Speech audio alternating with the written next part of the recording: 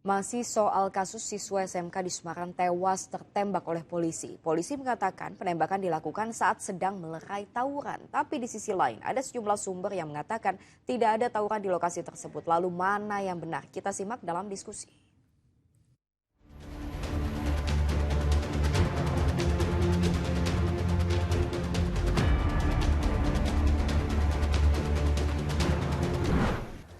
Baru kemarin ada berita polisi tembak sesama polisi sampai satu di antaranya tewas. Yang sekarang tentang satu anak SMK di Semarang yang baru menang lomba paskibra di Akpol malah tewas tertembak polisi. Ini jadi ramai karena jadi kemana-mana. Polisi bilang anggotanya lagi bubarin tawuran antar geng dan korban adalah anggota geng. Tapi ada yang bilang juga tidak ada tawuran di lokasi tersebut. Kita diskusi soal ini. Ini lokasi yang menjadi tempat seorang siswa SMK di kota Semarang yang ditembak salah satu anggota polisi akhir pekan kemarin. Selasa siang dilakukan olah TKP. Saya coba kumpulin berbagai keterangan soal ini. Melerai, namun kemudian ternyata anggota polisi informasinya dilakukan penyerangan sehingga dilakukan tindakan tegas. Yang tertembak itu korban ya, yang terkena pinggulnya. Ada dua keterangan yang berbeda soal peristiwa tertembaknya siswa SMK di Semarang ini. Polisi bilang bubarin tawuran, tapi warga bilang tidak ada tawuran di lokasi. Yang pasti ada satu korban tewas tertembak dan ternyata ada dua pelajar lain yang terluka.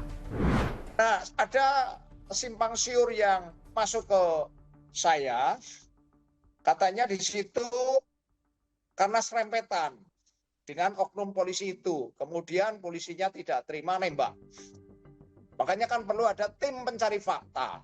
Gitu. Tanya kepada guru-guru, wali kelas, wakil kepala sekolah, koordinator BK. BK itu bimbingan konseling. Koordinatornya menyampaikan bahwa tidak ada catatan sedikit pun terhadap 3 anak itu kalau anak itu nakal. Nggak ada catatan.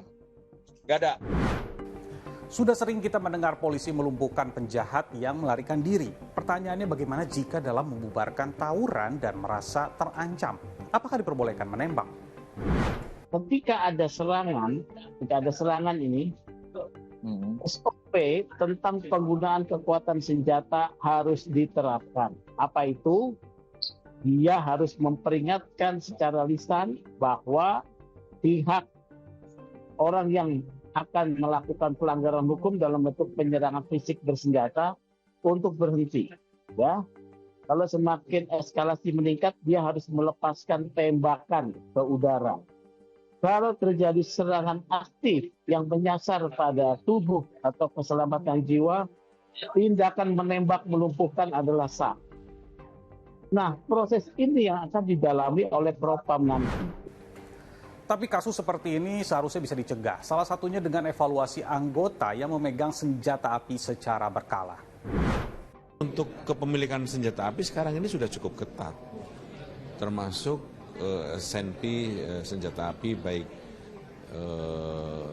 aparat ataupun non aparat itu sudah cukup ketat selama ini. Tapi kan namanya orang ya, kadang-kadang suka ada kekhilafan, ada suka kealpaan dan suka emosi. Saya kira evaluasi berkala dalam kurun waktu tertentu mungkin perlu. Mungkin, dan itu kapan waktu Polri yang tahu. Kapan keberkalaan itu diperlukan, apakah setahun sekali atau berapa waktu, saya tidak paham. Kita tunggu yang benar yang mana. Jika polisi ada kesalahan secara prosedur, maka polisi wajib terbuka dan transparan serta memberi sanksi sesuai hukum kepada pelaku anggota polisi tersebut. Intinya jangan sampai ada yang ditutup-tutupi. Saya Nabila Biasa, sampai jumpa.